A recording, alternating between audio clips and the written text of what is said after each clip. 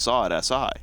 You know, their game against EXG on border to come back from SI on that first Monday, our very first play day of the second half.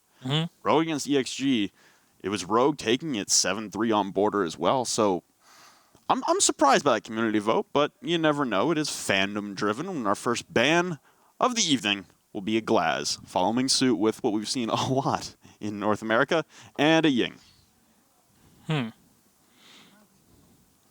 Yeah, we're going to go through with the bans here. Glaz, Ying removed. Not surprising, even though Glaz Ying is no longer a thing. You know, remove the Glaz and I'll have to deal with her, but it affects both teams. Ying, you can call it as more of a specific ban against Slash, but in general, it's just an operator you don't want to deal with. Maestro and Echo ban at the end. Look at this. There's nothing special at it. So, Glaz, Ying, Echo, and Maestro. Yeah, this is pretty standard.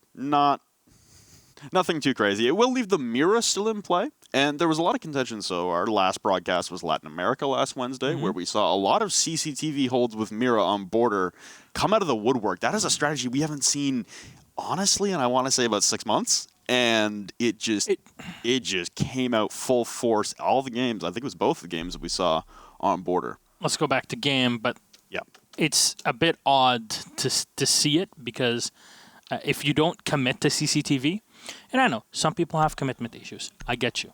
That's fine. It happens to everyone. It's a phase everybody goes through. But you can't do it in Pro League, man. It's not a phase, Mom. Yeah. So, all right. This is like your goth years. All right. Well, continue on with the matchup here. But really, it's a strategy that works. And I wouldn't be surprised if it does get played just because Mira isn't banned here. But both teams have pretty good Mira players. Easily on the side is pretty darn good, to say the least. So how are they going to set this up? There's an ADS to help them out inside of the desk. They're looking for some drones here and there. Clyde not in play, but still not really a big operator you require here, especially looking at NA where Thatcher is such a big pick, right?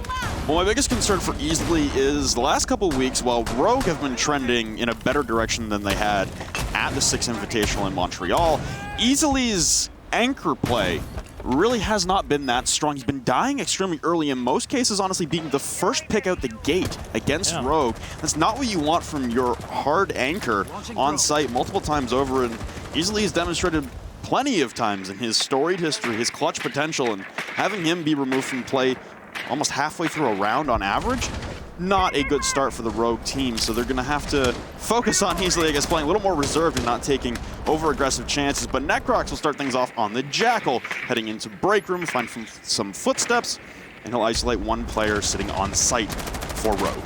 Yeah, they want to try to push people away from offices. EG are looking, well, asking why? I think Parker noted on the broadcast last week that this is his 5th name in Pro League. Why? Hey, man, let him do his thing. What does it even mean? Does anybody speak Spanish? I think someone said it was an anime character. Oh my god. Weeb alert! This is a precarious situation here for Vertical, laying prone underneath the radio desk window as MVK was just outside his purview on the other side of a wooden barricade for a good 30 seconds, and now he'll continue to bash open the window and waiting for Vertical to spring up. He's got 3 members of Evil Geniuses all stacked out on the balcony, and not a single member of Evil Geniuses seems to be aware of Vertical's positioning. Necrox, though, will slowly push in through the main hallway. A drone will spot Vert, and he's pressed right up against the window, but continuing to fight. Young will take a lot of damage in the background, and now a pinch coming in onto Vertical, still up against this window frame, darting back and forth, and he'll take down NVK, but as he tries to escape to safety, Necrox will cut him down for the immediate trade. A very good trade-off here. Eclipse, though, the fire from below, Canadian taken away as well. The Buck unable to do any damage from the bottom side. There's no reinforcements being used in the break room either, so this kind of opens things up for a potential rotation hold from Evil Geniuses. Now, Necrox drops down a bit too late here to cast off the Valkyrie, but Eclipse is still there, and they really cannot just find him. In the meantime, Geo trying to set up his frag grenade, but he's going to get spotted the last second. There's nobody now in Fountain, and he does realize it. So, last time to ping the Valkyrie as she runs all the way away, and Necrox unable to find her. She blends in so well. Slash will find the kill. The Vigil moving around the entire map, not allowing any of his opponents to get a beat on. Not a lot of progression here as Young will be down and finished off by Slash, and now it's all up to Necrox pushing up Metal. Beautiful shots onto Eclipse. Won't finish him off, and easily. Staying reserved, staying alive. Be that stoic anchor on site and round it out. And Rogue will take the first round on defense on Border. Not dissimilar to the first time these two teams met in the first half on Border. Yeah. And, in that match, between these two teams, EG holds a tiebreak, which is why we're saying, not only does Rogue have to win here, but they have to win by a margin, just in case. Because even if they tie in points against EG, they have a final play date that they can't play on week 14. They have to put everything into perspective. It's that bigger picture, and that's the job of course, the coach and analyst team to kind of work on this and have all of it in their minds. So, in the words of Rogue's players themselves, maybe Tristan will do something for once. That's it. Thank God. Rogue will go down to the workshop and to ventilation. In the previous setup that they had, you saw they had a half reinforced wall on the armory, half wall as well on the desk, full wall in playing inside of archives, and a completely soft wall inside of the a fountain. Same thing for CCTV. They just had little reinforcements that were used around the entire site. Now, what are we going to do with this setup here, Flynn?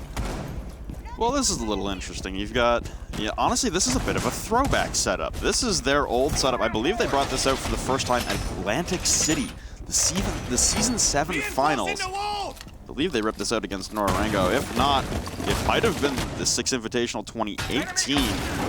It's been a while since we've seen this setup from Rogue, but it's an old classic that honestly didn't fail all that often. This hard-press contention into customs with the mirror windows facing in through Passport, full reinforcements towards Tellers, a lot of horizontal control, which is antithetical to the norm, honestly, on Border, where you're used to holding vertically. That is your number one point everyone likes to hit home, is you need to hold Border vertically, and yet we're seeing a lot of horizontal play and not a lot of vertical pressure here from Rogue. Well, we'll see what kind of pressure Vertical brings to this, playing the Vigil. I wouldn't be surprised at all that he maneuvers around the map, as he's doing right now. And there you go. He'll find kill number 1. Necrox, the first man eliminated. It's the last man alive in the previous round. And kind of nobody in there, no drones anywhere. And the Vigil obviously counters that pretty easily, but now he can maneuver around and find another one. Oh! Geo down and Vertical. Well played. That's huge bit of kills. No impact grenades left with him, but his damage is already done. If he dies right now, it doesn't matter. He's done it all. He's taking down both Geo and Necrox, and the big thing is that's Necrox taken down first as the Jackal. You lose your ability to isolate Vertical for free across the map. Slash with a P90 he will drive Canadian the Ash as well. Not finding any kills, and an impact trick onto the hatch. A Nitro Cell will detonate just errant as well, and will not connect onto Young. NVK holding the top of Metal Stairs, and they still have Vertical to worry about. They haven't even remotely come close to clearing him out of the top floor, and as we just eclipsed the midway point in the round, NVK will rotate through Archives as Evil Geniuses, Young and NVK, the last two surviving members, floundering to find something, and they're going to walk straight into a mirror setup. Yeah, I don't know how they're going to be able to deal with this, and Eclipse can just stand behind the desk. He can just look down the walls that are reinforced. Everything is looking great for him, but NVK will spray in and find Slash, at least in the back. Put an exothermic charge on the side of the wall as barricades being destroyed. Eclipse can just sit back, as we said, easily just waiting to time his smoke canister. You have to drone to 50 seconds left, and Young is just going to hold angles, awaiting in Vertical. Will pounce, find the kill on MVK. Last alive is spotted in the back, all alone in the back office. Vertical trying to do even more damage. His shotgun will go in, and Eclipse will find the last one. Rogue with an excellent bit of play. Beautiful on the way they just held on to the site, but also their own for Vertical. Just put EG off balance. That's a tough roam clear if you're Evil Geniuses. It's one man on an island upstairs with 0 support and 0 utility, just a couple of impact nades, and Vertical's fragging ability. But this is something that was touched on heading into the break for Rogue, is that their roles seem mismanaged. And now with Vertical back on a fragging role, they seem to be back in the driver's seat in control of their own destiny. That one for EG right there, that's a poorly executed roam clear up top. Just not enough devotion to the drone work. Obviously, it is a Vigil. But you also have Necrox. Like I said, the Jackal, the ability to isolate Vertical for free globally. All you got to do is find some footprints, and he's the first one to fall. Yeah, that's pretty unfortunate Surprising we're not seeing any Dokkaebi trying to deal with that sort of play, but bringing in the IQ might be a bit of help in this situation, and an alibi. If she were so useless, why would they play her? It's not a jab at anyone. Sure about that? 100% clear. But Canadian will lose one of his Twitch drones early on. As you can see, his icon is now grayed out, so that's not great.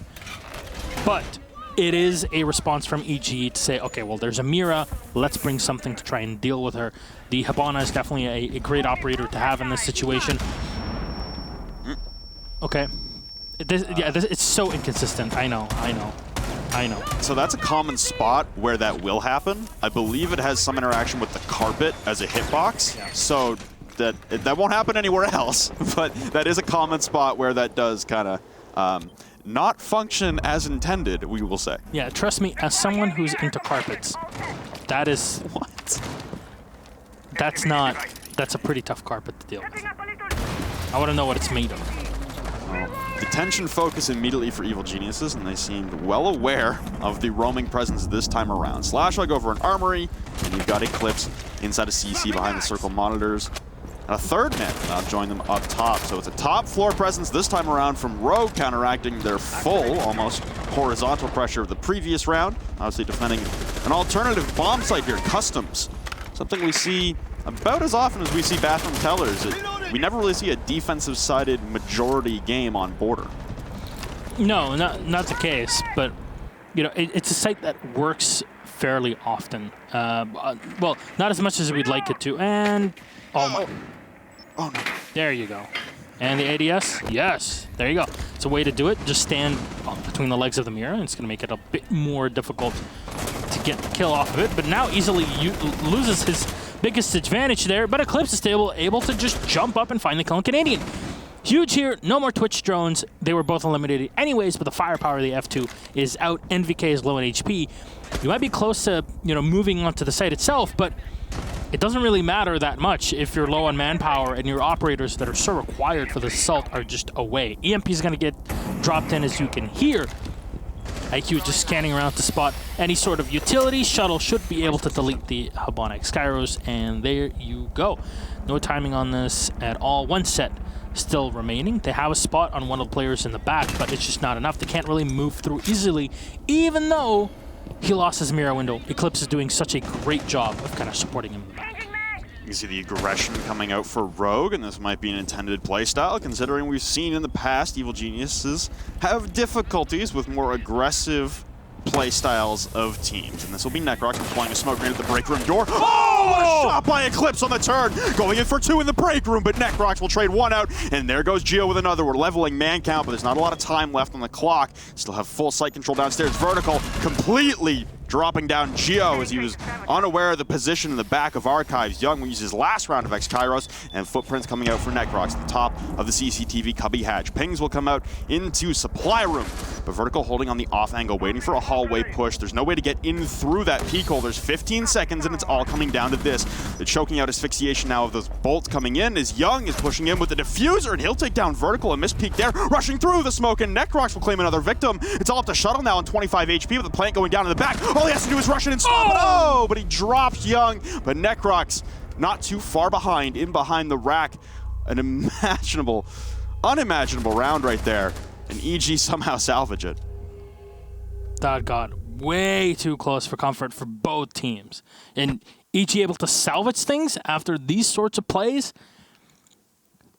They want it. Both teams really want it so bad. And it's great to watch. It's great to be the people that kind of sit back and see this firsthand because, man, the level of plays that got us through this with Rogue. Unfortunate that they end up losing the round, at least for them, but EG with a great comeback that was really required. The push through the smoke was not something that you expect at all, and kudos to Necrox. Just move in with a Jackal, find the kill on the alibi. They knew the alibi was in the back. He used the information that he had perfectly, and through all the commotion, was able to kind of sneak through, get the kill on the alibi before she could notice where he was. And at that point, there was only one position you could move through. That was the only flank. He lost his teammate as he went for the plant. He's watching the opposite angle, coming in from the stairs. You turn around, get the last one. The bandit's too low in HP to do anything at that point. And it's just great play and reaction game overall with just so few seconds left. Rogue will go back up now to the armor. As we saw in the very first round, we'll see if they set this up in a different way. What we saw, look at the amount of kills on Rogue's side as well. EG haven't gotten really many, but what they've gotten were more than enough for them to at least get that one round that they had on the board. Well, something we touched on in the game between Rogue and Accelerate 2 weeks ago is that Rogue have a propensity lately to be vulnerable to momentous pushbacks on border specifically. They grab those first 2 rounds against Evil Geniuses the first time they meet, and EG run it back 6 in a row. They claw 1 back to try and stave off the 7 in a row, but eventually will fall. It's been a story for Rogue, honestly. There's been a lot of long runs against Rogue on border, just round after round after round, and they can't seem to stop the tidal wave of force coming at them. That's one round where you look like you're in strong control of your Rogue, but it's an offsite. It's your tertiary bomb site. It's not your prime focus, although... What are you doing? Oh. Beautiful drone work there as Gio will cut down vertical laying prone on top of the shelving rack. Literally the second time we see this in the week. Yes, it happened last week for Latin America. Just don't do that. Anyways. Mistakes happen, even to the best of us. We both know that. Eclipse setting up here on the window. Potential round out to deal with the IQ, but no, just gonna run away and go back up the stairs. He's being jackal tracked, so he's gonna be worrying about Necrox potentially. C4 to open up the hatch, but there's nobody in there. There's at least a reinforced wall behind him to block line of sight, as he does have Slash to kind of peek in from the fountain and help him out. But this is a very open defense from Rogue. It's a lot of flexibility to it. It can leave you very vulnerable to your opponents using those against you. As what Devin would say, holes work both ways, but Rogue has been very famous for using these sorts of very flexible open setups to their huge advantages for quite a while. Well, that's gonna work against them at least. Find one here, and that's Gio. And easily with a second on NVK. Canadian Necrox will chime in with 1 each. Eclipse the last man alive. He'll spray and actually take down Young. Is being tracked as we speak, and with so little health. It's Necrox to get the finisher yet again. Ahmad is just racking up the kills. Good return to form there for Evil Geniuses after a notably sloppy first 2 rounds. And Rogue had so much control in the first couple rounds, but you lose it there. You now draw even at a 2-2. You've got 2 more rounds remaining on the defense. This really looked like it was trending in a strong Rogue fashion, but hey, props to Evil Geniuses for the resiliency and their ability to refocus. They'll now continue to attack, and the one I would say monumental change in the lineup for Evil Geniuses so far has been the swap from a Hibana to a Thermite. The first time that Evil Geniuses really looked vulnerable way back in Season 8, the beginning of Season 8. I know I'm going back into the history books here for this one, but it was a game against then SK, now known as Dark Zero, where the op bans were just introduced that season. Then known as SK, banned Thermite on border against Evil Geniuses, and Evil Geniuses completely fell apart, only having the disposability of the Hibana as their breach because Maverick didn't exist at the time. Again, I know I'm going way back here. I don't know if that's way back. The benefit of bringing the Thermite is the better surface area you can cover, the better angles there. When they were just putting poke holes in the walls with the Hibana X Kairos, they were all peeking that nice little 3x2 pattern, and it was an easy lineup, and it allowed more maneuverability for Rogue. You saw last time around, or the first time that EG attacked this site and Rogue defended it, I believe it was Slash on the Vigil inside a fountain behind soft walls for almost a minute and a half. When you have that Thermite opening, there's way too much surface area open, way more angles you have to be accountable for. It's just a more intimidating factor to worry about if you're Rogue on the defense, and it forces them to peel back and really consolidate on the objective. It was a good change for EG, and they level things. Yeah, and obviously the 2 operators kind of function in their own way.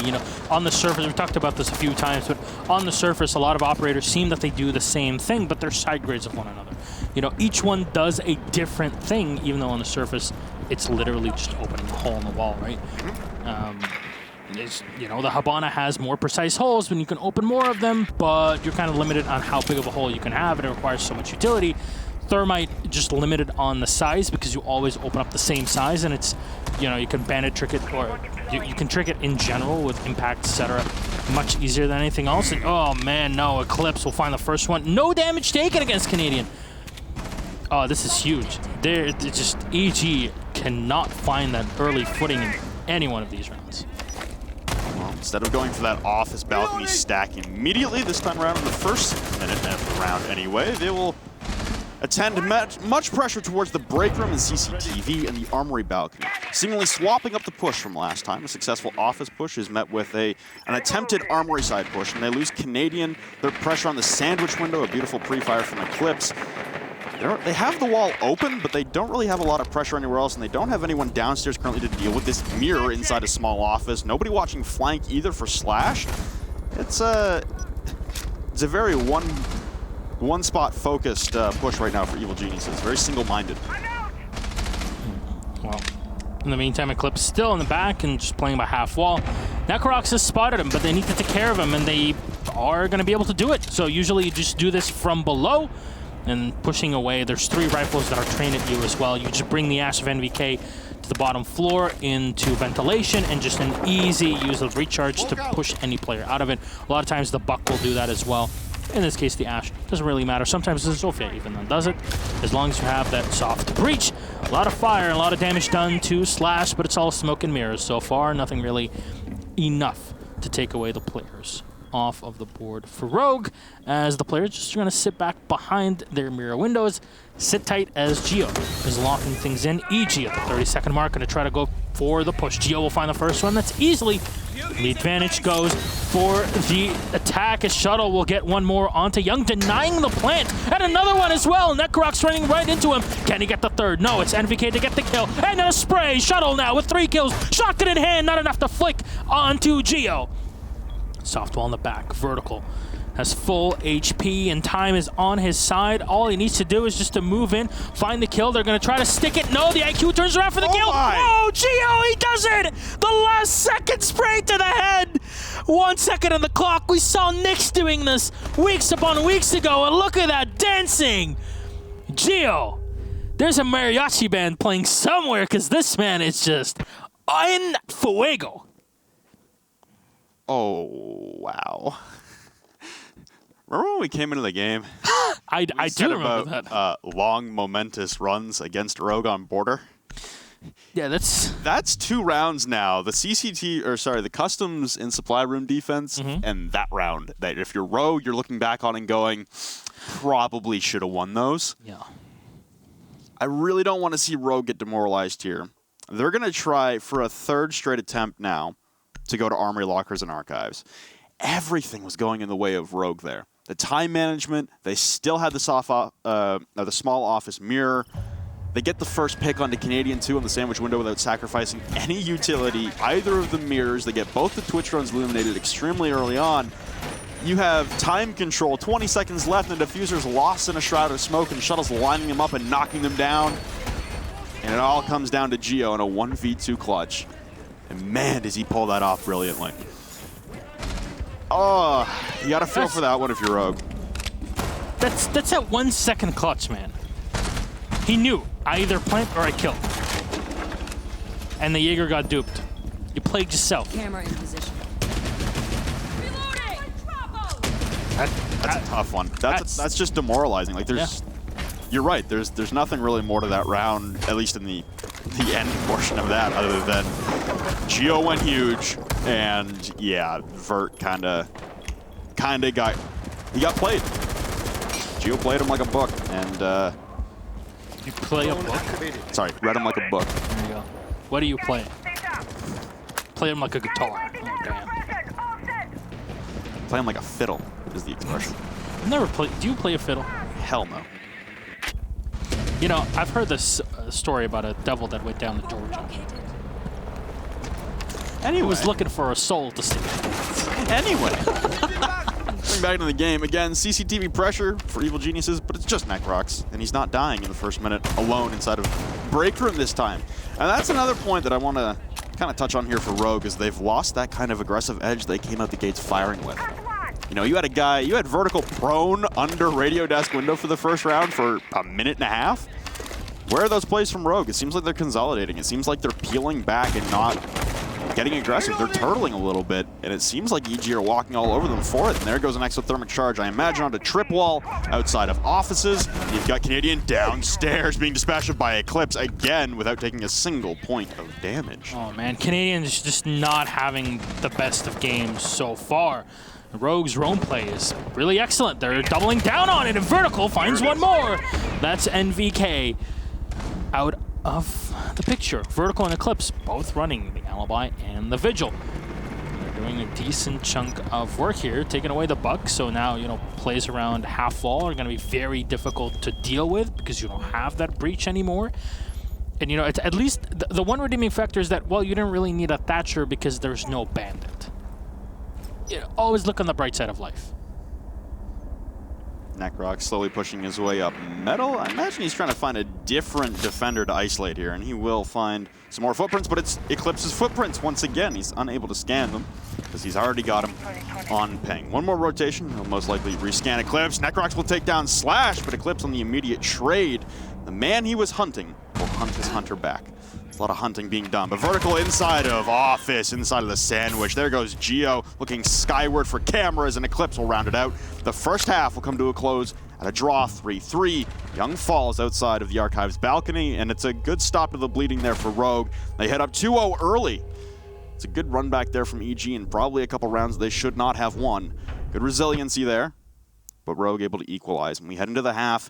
Another border game goes 3-3 into the half. Not a big shock there either. No. Border is obviously one of those more balanced maps where each side has their own line of flexibility, and both teams kind of played it pretty well. There were rounds where it got way too close, and I have to say, EG pulled off a couple clutch rounds that maybe should not have happened, but it does, and it does highlight the sometimes overexpendability that Rogue have in mind, and the Doc Rook combo, something that EG is very famous for. So see how that works out for the team, as it looks like with the Smoke, with the Jaeger, with the Mira, a very old school lineup for Border and for really any map in general. But this will allow EG to kind of turtle in and not have to worry too much about explosives from opponents. There's only one set of grenades they'll have to deal with from Slash on the Buck, also an iconic operator for him. But Vertical running the Jackal is going to be able to clear out any roams. In this case, it's not going to be a ton of it. Maybe NVK to deal with him behind that, behind the circle desk. I'm not too sure. Eclipse having, though, the Zofia, that's got to be great to clear an operator like the Jaeger that usually is just going to stick around in CCTV for ages and maybe have some support from either the Rook or the Doc. One thing I really want to commend Evil Geniuses for as well in that first half was their flexibility. Like you pointed out, Canadian not having the greatest game frag-wise, so they cycled through his role plenty of times over. They swap out the Hibana for the Thermite as well. There were plenty of cycles there from rolls back and forth for each member, as well as operators being swapped in and out. So Evil Geniuses continuing their run of being some of the most dynamic players on one team in the world. I have G2 probably leading that charge in that conversation, but Evil Geniuses, their dynamic play and their ability to be flexible can't be underrated. That's very true. And that flexibility is what makes champions. Seen them do it once. It's been a while, but... In a while. Yes, it was there. But sometimes you get superseded. That doesn't mean that you're still not really good at what you do. Definitely what EG are showing, and what Rogue really wants to really see themselves as. The player in the back here to support the defense. Yeah, that's only one. Canadian will get taken away again, but it's Geo for the refrag on a Vertical. So at least that's one to trade away. I like the style of reinforcement that EG are running here, but because of the amount of soft destruction that they've left open to Rogue, this might come back to bite them. There's a lot of damage done to Slash in the back from NVK. Overall, things kind of stabilize, but a lot of time has been burned off. Yeah, we eclipsed the midway point in the round, and you're down a man. You're down your smokes as well. Vertical dispatched of means no more smoke grenades left. You equalize at a 4v4. And mirror window's been popped. Zofia, which has one more lifeline, is that she went down from below. Pop the mirror window as you do on the on the main entrance. You can see there with the lifeline, and this rotation works, by the way. This has been back into the game for like 4 or 5 months. Few people noticed it, but hey, just in case you didn't know, this was a very famous rotation that Pengu specifically kind of pushed everybody to do it. You just end up taking a tiny bit of damage, but you end up putting yourself in a great position with little to no risk in getting there. Eclipse still on the outside of ventilation, a bit of damage done in the back, but not enough to clean off Young. But it's MVK, the kill on Eclipse. Nitro Cell coming out right as Slashlight throws out a frag grenade, flashes as well. Wide peek from Necrox. He's finally able to find the head on the Slashlight. Young with another one from inside the small office. It leaves Shuttle alone. Pressed up against the soft wall, no diffuser at hand. Pre-fires to no avail as Necrox will chew right through him with the SMG-11. Evil Geniuses bouncing back now, taking their first lead.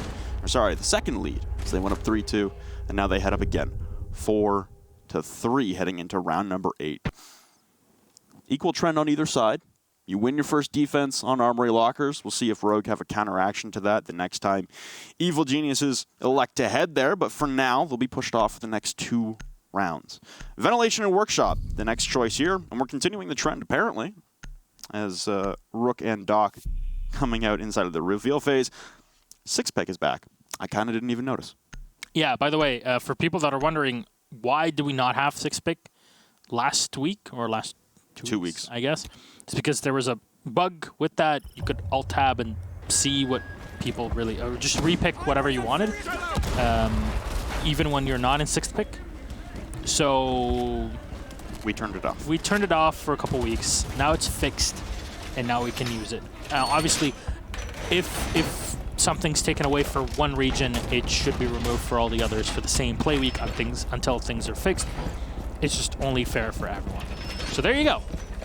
Now you know. Necrox, not surprising at all that he keeps the COD, but this kind of gives you a few different ideas, because instead of the usual smoke that he plays, it says, okay, well, we're going to hold on to walls and specifically to hatches. It's really the big things that the Electric Claw, that Tila brings in from COD, and it allows Necrox to kind of create choke points that will force Rogue to use their utility if they want to deal with them. Still has one Electro Claw in the back pocket, but obviously Shuttle bringing in the Thatcher, which is such a huge operator pick for the region, pretty good. And they're running one Tila up there as well, which is, it's good. You don't need to have 2-minute batteries and play whatever setups. It's just very difficult to snipe off as well. So in general, with that AoE on it, it's a great thing to use in these situations. Reloading. Rogue with 4 members of the squad, all stacked outside of the office balcony, looking to push in through trip wall momentarily as Slashlight will get the call from the rest of the team that office is clear. No one's going to come sprinting out of that hole that he's going to erect with his skeleton key in. Necrox downstairs, I imagine they've got a lot of kill holes pre-placed, because this shotgun, not a lot of kill holes actually, and that'll be Geo dropping down from the Archives hatches. He doesn't want to stand and fight and contest this control, being pinched in from both AC and the office windows. With no Jaeger on the board, frag grenades descending upon him from Slashug could be a big concern. EMP is going to get thrown in the back, so there you go. That's the Artila disabled. Allow the Thermite to come in and open up the wall. There's nobody on the other side except for MVK holding that long angle, but then you have Geo in the back, and he'll find the kill. Slash, that soft wall through the fountain. He's able to play the main stairs for it, spray in and get that kill. Huge start here. Slash has been removed without being able to use any of his grenades. So big utility lost here, especially when you're attacking from the top down. Well, you don't have that soft destruction that you would sorely need. And I don't know if Eclipse is running breaching charges. Maybe you can check that for a second, but it's definitely something that would aid you in situations like that.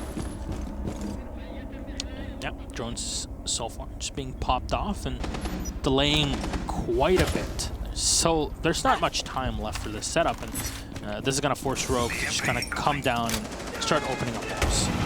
Well, there goes some kill holes from up above, and apparently Eclipse not aware of what he's got selected on the lifeline, but that'll be Geo falling, and a very delayed trade, but one nonetheless. And NVK and Canadian still applying pressure upstairs as Rogue Centering their focus on the bathroom hallway, trying to breach open the wall and facilitate a plant. Ooh, a peek there from NVK, unsuccessful, but it will drop vertical to just over 25 HP. Canadian will drop down and provide support for the main lobby hallway. There's 20 seconds ticking down. It's going to be a very close push here for Rogue to be able to conduct this in a timely manner. Canadian pushing up, trying to land on the pings, won't land a single bullet onto Easily as he narrowly escapes like Neo in the Matrix, but vertical will drop down Young. It's now a 2v4 for EG to work out of. Rushing the hallway, Necrox is alone, just with the slug shotty in hand. He sees the man planting, rips through one. Can he get the other? No! Oh, the plant gets off. Necrox with two, though. Vert on 1 HP. This is still doable. Prone in the constant ping, standing up in behind the mattress. Can't land the shots, darting back and forth. They're both one shot now. Necrox turning right, doesn't see the rotate and Eclipse. Pistols in hands for the both of them, but Rogue will equalize. Necrox had the round in his sights and just could not line up the shots. We tie at 4-4 heading into round number 9. That was way too close for comfort. It shouldn't have gotten that far for Rogue either. If you look at the way that EG had their setups in their early picks, but they're able to bring it back. And a 4-4 scoreline does not bode too well for any of these two. Remember, a tie or a loss or terrible for Rogue. And already with 4 rounds out, Rogue have lost the potential tiebreak, even if they win this. So no matter how you look at it, if Rogue don't win, they've lost and lost quite a bit. Because, for people that are watching right now, they might be wondering, well, what do you mean? It's just, you have to look at the bigger picture. 14 play days, your goal is not just to survive. If you're Rogue, your goal is to go to LAN. And to make it to Milan, this is what you should be doing. I know, we repeat it a few times, but you have to get the big picture. And, Rogue are not too far off from being in a position where they can go to LAN, but they're not too far off from losing it. No, and I think just to clarify what we're talking about with the tiebreak. So to refresh everyone's memory, the official score line from the first time these two played was 7-3. It was also a game-on border in the first half of Season 9. The tiebreak rules dictate that if you are tied with another team in points, tiebreak will be the round differential in your 2 games played against one another. Considering that Evil Geniuses won that first game 7-3, they hold a +4 differential. If Rogue even win this game 7-4 now, they will only take 3 rounds back in that favor. That's the best score they can even get in this current game for a win. So therefore, Rogue have already forfeited the tiebreak, meaning that you have to eclipse Evil Geniuses in points, and you also don't get to play in week 14 because of the Orgless disband. The round count right now is actually massive for Rogue. Yeah. We're really trying to look at the big picture. Seems like the set is a lot more open than we thought. Eclipse is going to move in, destroy his own drone, and they find 3 kills very, very quickly. They're trying to get a shot at their own teammates. Canadian, though, from the side. Hill's going to fall. Oh, no, the most important kill. The diffuser's down on the floor. The whole rush from Rogue might have just stopped right then and there, but Canadian moves away at the last second. Takes a lot of damage here, but can heal himself up as the Doc. Slash will go for the diffuser plant. As Eclipse puts himself inside of the bathroom, Shuttle watching the rotations, and there's a smoke as well. Smoke. Well, NVK has been pushed up here in HP, just healed back up by Canadian, but this retake is going to take a bit more than just raw firepower. Canadian is lost. No way for NVK to support him in the position he was in, and you can spot the leg, you can do damage, but it's just not enough to clear anyone. And now you've alerted everyone to your position. Zofia just firing right in, and Slash will get the last one. Rogue almost failing in that rush, but they see the opening, and they go for it. It's a great play here by the team. And Rogue go up around 5-4. They're getting better and better at this. Flexibility kind of seems to be the mainstay of both of these teams. There's a reason why they're 2 of the best out there. I mean, good identification of a weak point in that strategy, which was walk in the front door. There's not really a lot of people watching that and paying a lot of attention to that. And you saw last time, Rogue go for that full top clear. They stack 4 on the office balcony and go for a topside push all the way from offices to armory, and they head downstairs. They open up the bathroom wall. And then Rogue realize they are contesting the top floor hold and the top floor clear quite heavily. What if we just didn't? What if we just ran into sight. And a lot of good droning there, a lot of good preparation. That doesn't just happen on a whim. That happens on a call. And that's got to be Slash giving that call to the team saying, guys, I swear to God, trust me. You have to have a lot of faith when you're in a comp team, but walk through the front door. I got the pings, one bathroom rotate, one behind server desk. We get those two, and they also got a third in the process. It was Canadian and NVK left alone, one inside of customs and one upstairs, both stranded on islands. They tried to reorganize themselves together over by that customs hatch, but 2v4 site retake, that's a difficult task for anyone to accomplish, even with the two MP5 ACOGs. Yeah, very true, especially with the MP5 losing a bit of its longer range damage in the recent patch. It's not the biggest of deals, but when you're playing long range fights, you know, those 3 or 4 points of damage are really gonna prevent. You'll end up with a lot of situations where like, oh, he's alive with 7 HP, but I guess it happens. But defense from EG, pretty standard here in the Armory, something that we've seen quite a bit of and fairly successful by the defense. We'll see the Bandit being played this time around, though again, there's a stature, so it's not going to be too difficult to deal with it. Just comes down to what Rogue wants to do. Do they go for office take? Do they want to just come around through the Armory? And I'm kind of guessing that they are very much willing to go through here. And there you go. It's a tiny drone hole. You can come in. It's like a cat flap. Well, it seems like NVK is angered by the presence of a drone coming through, and Slash like out on the balcony.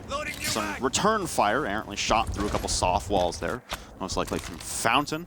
The Shuttle has the main hallway cut off. No rotations through CCTV as long as Shuttle holds his post at the top of East Stairs. We can see inside of Fountain, there is NVK with that 416 carbine. Everyone looking to see if anyone's going to play that top angle up top of the bookshelves and archives. No such luck, but Canadian spotted on a drone rushing towards ventilation and the front door. It's precarious, as he's one of the only 2 nitro cells on the side for Evil Geniuses, and he might be getting a little creative with a run out here. Maybe provided some intel from the Valkyrie cameras. I'm not sure if Vertical is getting ready to smoke off the mirror window before a push. It would make a lot of sense, and there you go. That's exactly what he's going to do. So he's going to use that to move in and kind of isolate where the mirror would be playing, but there's nobody in there. The drone just was not around to spot any player in the back. Mirror's backpack is spotted, but you can't actually shoot that. Slash will take a decent, just tiny bit of damage, and, well, you can shoot the body. That's one for him, but it's Gio with the refrag to take down Slash. Mira for a buck, a pretty equal trade for both of these teams.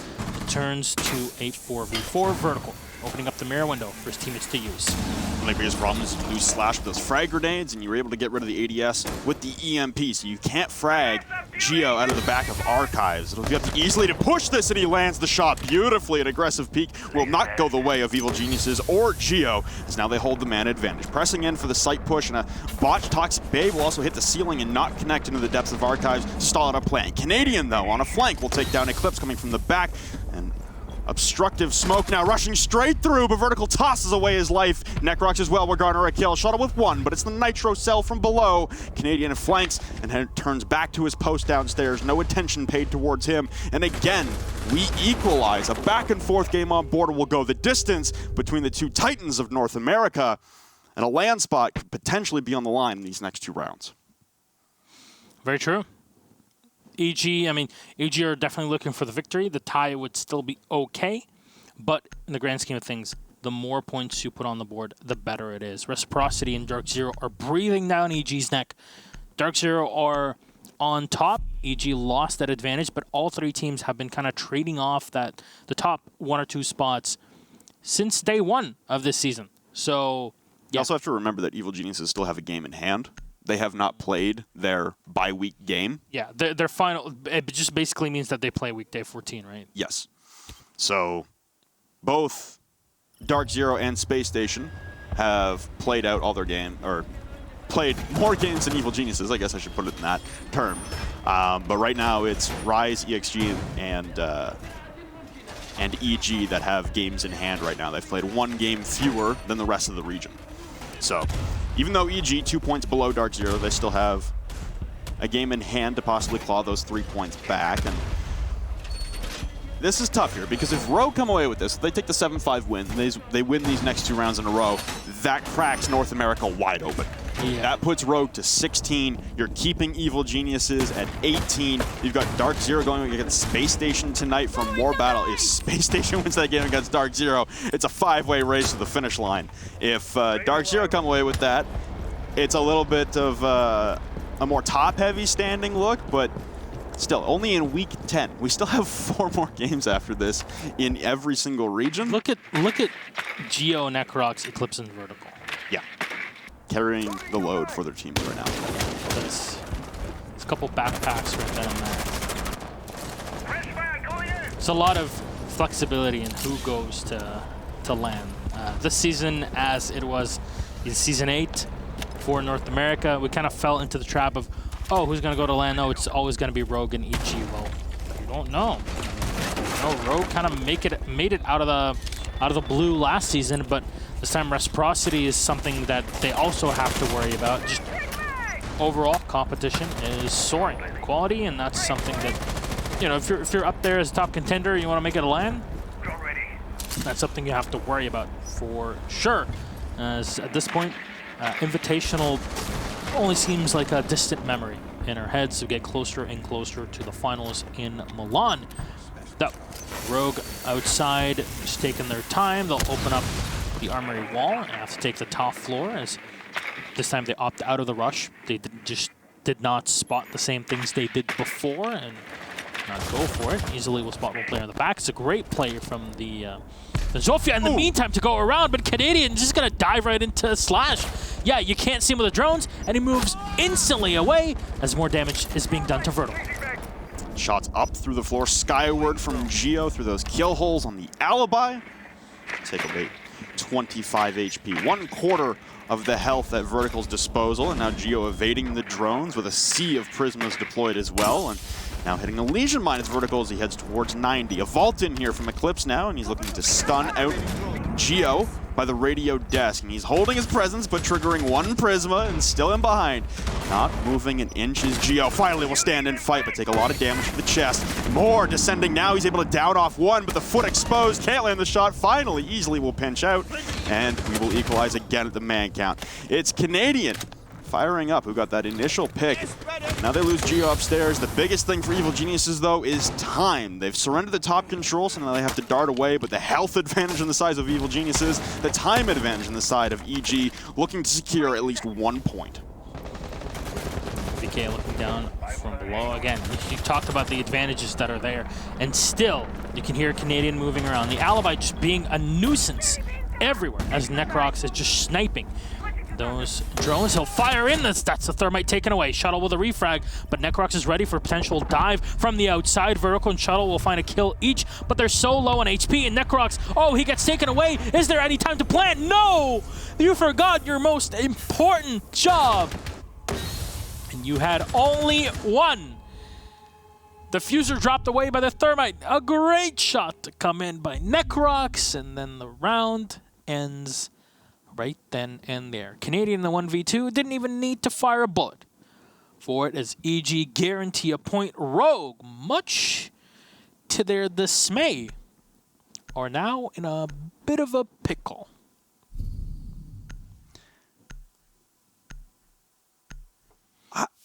I know, you're trying to take it in. I'm just trying to wrap my head around the series of events there with Eclipse picking up the diffuser. Yeah. Eclipse, the Zofia, picks up the diffuser. They kill Necrox. Does that call not come out for Rogue? Because he had a few seconds inside of vent, really, to put that plant down and initiate it. But you saw in that, I guess, fixed camera in the top of ventilation that Eclipse then tried to push the rotate hole with diffuser. I'm curious what the call coming out there for Rogue was, whether they thought Canadians still had top control. Maybe he flanked back upstairs. That was the assumption from Rogue, because we saw it clear as day. He was inside a bathroom, but as a Vigil, kind of difficult to drone out. That's a curious one for me for Rogue. It seemed like comms might have gotten completely askew there at the final dying seconds, and that's honestly, that's a crucial round for Evil Geniuses to pick up. They guarantee themselves a point against a team that's, like you said, breathing down their necks. in the middle portion of the North American standings, and Rogue now in a very difficult spot, having played one more game than Evil Geniuses, and they can't pick up more than 1 point. If they win this round, they'll get 1 point in the season series. If they lose this round, they will fall 2-0 in the season series to Evil Geniuses. And at that point, their LAN run is probably all but forsaken. I mean, if you look at Reciprocity Rogue, they still haven't played their game, which is going to be next week. But overall, against Dirk Zero and against the EG, Rogue has lost the tiebreak. So maybe Rogue will have possibility against Reciprocity, but if Rogue loses to Reciprocity, that's it. They're done. That's next week. That'll be decided. But it's already not a great spot if you're kind of putting your life in the hands of others, that's for sure. Canadian do a bit more damage, he trades off against Eclipse, but he's still alive, he fires in the back. Eclipse is so low on HP, it's just insane, but it's going to get taken away by Slash. Now you don't go for the reset anymore because the Zofia is slow on HP, but the reset is only for 20 HP, and it's not really worth it in this situation. Possibly, unless you have a lot of time banked up. Vertical is going to get into the armory. And now with the Buck and with the Jackal, you're going to have a lot of flexibility to destroy a ton of the soft underbelly border. But you still have to make it into CCTV. For Custom's defense, Canadian over inside of Archives is a nice distraction, and it at least alleviates the pressure for Necrox holding inside of CC for long enough. But at the 82nd mark, he will evacuate CCTV. Assumingly aware of the pinch coming from multiple angles, and NVK prepping a Nitro Cell towards the top of metal stairs. It looks like Vert is unaware of that sound cue, and they will stand at a Cold War stalemate. No one moving an inch, no one changing their mind on the angle to hold, while Necrox continuously battles up through the hatch with support from Young, but Young will fall at the hands of Easily. So now it's a two-man advantage. Eclipse still low on HP, but here comes the hailstorm of fire again, raining down from those hatches. It's a tough spot for Evil Geniuses, stuck inside of sight, not really anywhere to go, and there goes Slash again through the kill holes in the floor. It's down to Geo and NVK. They have to rotate back into sight. They have surrendered all the real estate inside the objective, but they still have purview on the hatches to drop. Limited time remaining for Rogue, but a massive man advantage, and MVK and Geo will both peel back towards Workshop, and the plant going down from Easily. Oh, there goes Slash, like ripping right through NVK. The Nitro Cell on the wall won't get anyone, and now Geo turning the corner, Deagle in hand, but Shuttle will win it out with the pistol. We close to a draw between EG and Rogue to start things off on the evening, and wow, that's the best case scenario at the end there for Rogue. And it's still not great. Tough that they didn't get the 3 points to propel them into a possible land position there. Yeah, that's the emptiness of a draw. There you go. Hey, boys. Before we start off with this, let's just introduce people to what we have here.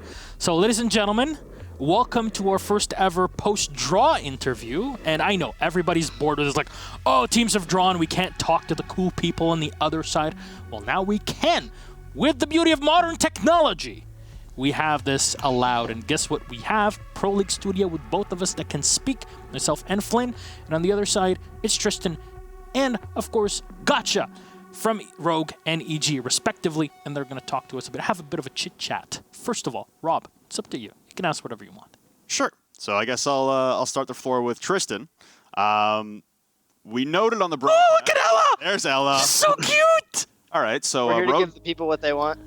Thank you. Get bonus They don't points. want ties, they want dogs. There you go. We noted on the broadcast that the last couple times in recent history for you guys on Border, there's been a couple runs. The first one was against EG in the first half of this season, where you guys go up 2-0, EG come back with 6 straight, you get 1 back, and then you fall 7-3. There's a lot of controversy with that game. I'm not going to get into that. The second one was SSG. You guys go up 5-1 on Border against Space Station, and then Space Station run back another 5-1. Oh, so cute.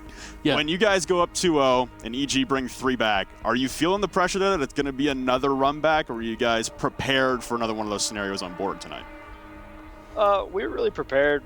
We had a pretty good idea that EG would come in with some stuff to counter what we do on border. It's a map they don't play a ton, but they really like to play us on it. So we knew they'd be ready for our stuff. We had a bunch of variations that we were ready to run.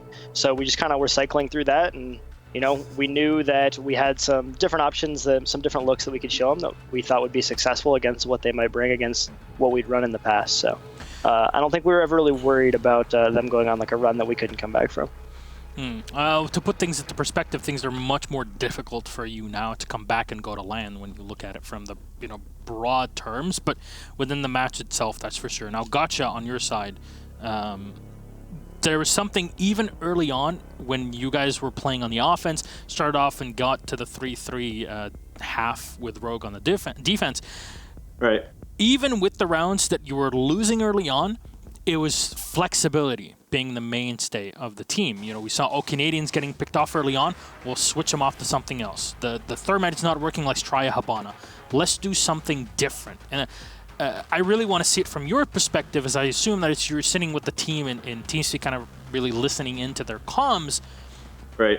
How are these things decided to kind of try to play the flex game against Rogue or any team in general? Yeah, so as a team, we try to be as adaptable as possible, and that comes out to good IGLing and just everyone pitching in different ideas and saying, hey, this didn't work last time, this did work better, and then just switching off accordingly. So we try not to just stick to one strategy and only stick to that strategy. We try to just remain adaptable to what the other team's doing. So everyone plays a part in that for sure.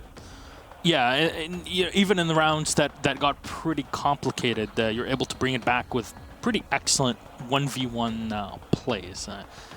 Geo, even with the odd name that he picked today on his plays, it was still a lot of just good sound communication that was running through. So for Gotcha, for Evil Geniuses, you guys, honestly, like we said in that first half there were a lot of rounds where on the attacking side, especially attacking Armory and Lockers, you guys had pretty solid control. And then it evaporated in mere seconds. Was there a lot of confusion on the attacks? Because last week you guys had some pretty poor, I think it's fair to say, attacks against Space Station Gaming on Consulate. Did you guys rework something on the attacks that threw a wrench in the plan today, or was it just Rogue retaliating in turn? Rogue were just playing a little bit more aggressive than we thought they would be playing initially, and that's just something that we just had to adapt to. Once we adapted, then we pretty much won the rest of the attack rounds. So it was a good play by them, and they showed us some new things on defense that they typically didn't show from previous games. So going back to what Ranger said, they were certainly trying some new things on us as well. Yeah, we saw the Vigil Alibi plays coming out. Was that all prepared specifically for EG? I don't want you to divulge too much here, Ranger, but I mean, this is a response to EG. You can't just play Super Turtle. You need to be flexible as they are as well, right? Yeah, EG's really good at putting pressure in multiple areas, and it's really strong against some of the Turtle setups, just because there's pressure from everywhere, and unless your communication is literally perfect, they're gonna find something somewhere, like an avenue into sight, a pick somewhere. But one of the downsides of that is it opens it up to 2- and 3-man aggression on those solo people on other sides of the map. So that was something we looked to abuse, and we had a slow start to the season. Some stuff had to change with how we were playing. I think we became a little stale. So we decided, hey, let's vamp up our playstyle and have some more variation. Yeah, well, let's put vertical on Rome and Frag, which is a good thing if you ask me. But yeah, those good results. 6-6 draw at the end of the match, gentlemen.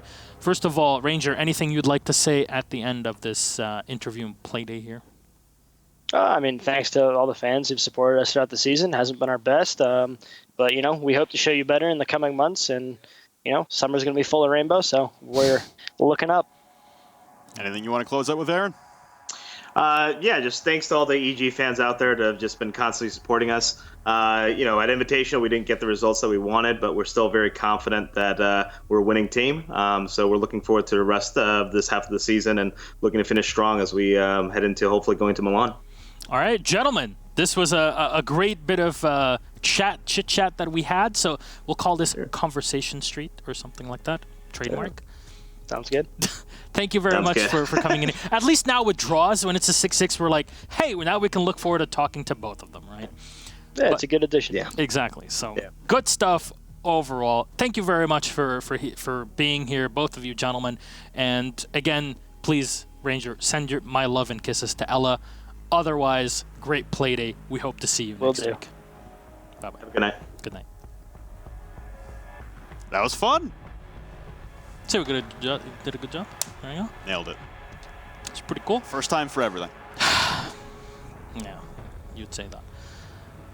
With that said, ladies and gentlemen, I believe we are ready to go for our bit of a break here. We're going to have a few minutes. Before, though, we go for that, our next game, Rise Nation versus Reciprocity. Okay, I want to hear it from you before we even go to the break.